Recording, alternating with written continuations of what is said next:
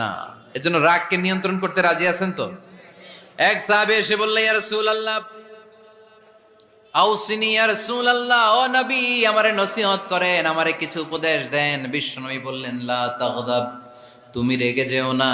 সাহাবী বললেন, আরেকটা উপদেশ দেন। বিশ্বনবী বললেন, লা তাগদাব, রেগে যেও না। সাহাবী বললেন, ও নবী আরেকটা উপদেশ দেন। বিশ্বনবী তৃতীয়বারের জন্য বললেন, ও সাহাবী তুমি রেগে যেও না। লা তাগদাব, রেগে যেও না, কারণ রেগে গেলেন তো হেরে গেলেন। রেগে গেলেন হেরে গেলেন। অনেকে আপনারা রাগাতে চাইবে নানাভাবে, কিন্তু আপনি রাখবেন না।